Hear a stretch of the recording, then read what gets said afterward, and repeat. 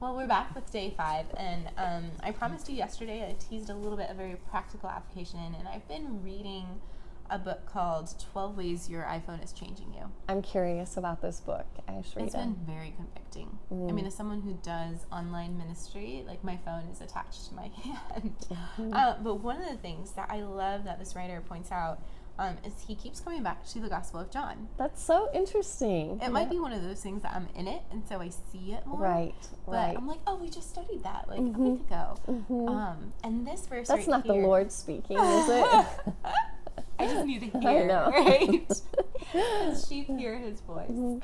But here, the writer of this book points to John 12:43. And that there were many in authority who believed in Jesus, but for fear of the Pharisees, they didn't confess it, so that they would not be put out of the synagogue. For they loved the glory that comes from man more than the glory that comes from God. That's a pretty strong statement by John, Yeah. you know. Yeah, and so here's kind of the premise. We as human beings are created to give glory. Like that is our purpose. We were created by God in order to worship Him and glorify Him. And that part of the fall is that our hearts are drawn to glorify other things. And so we see here that they loved the glory that comes from man. They loved receiving glory. They loved being seen well by other people. They loved being in places of influence and having influence over other people.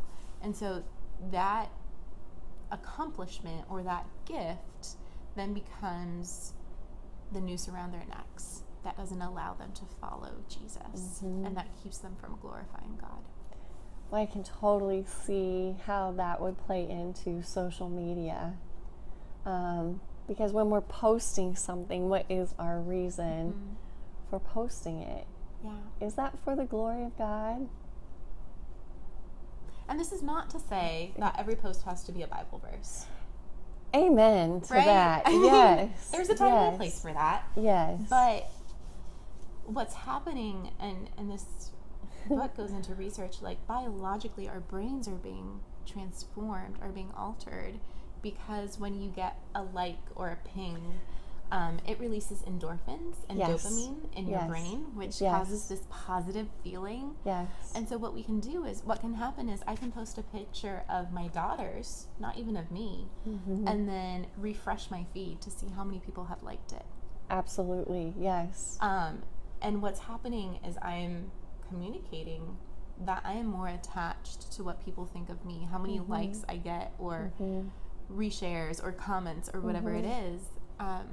And that begins to consume my thoughts and my affections. It informs what I think about myself and my self-worth. And so I just thought that was such a practical application of the way we use social media, and that in doing that, I am, in some ways, negating the glory of God. I'm stealing the glory of God because I want the glory of man for myself.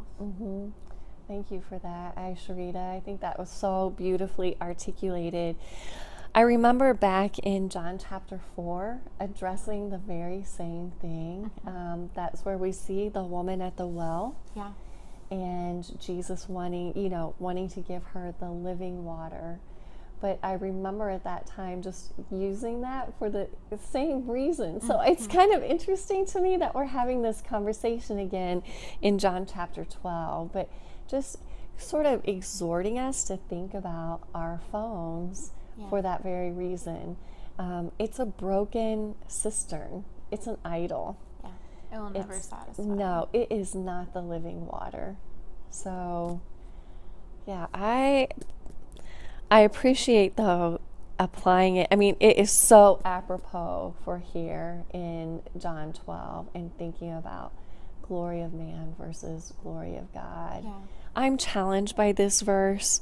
What is it about the Pharisees, their fear that they don't confess their faith in God? I think we mentioned that yesterday too. Yeah. But I feel like that's maybe something I need to ponder. Would there be a time when I would not confess for some reason out of fear? Yeah. Probably. Yeah. probably.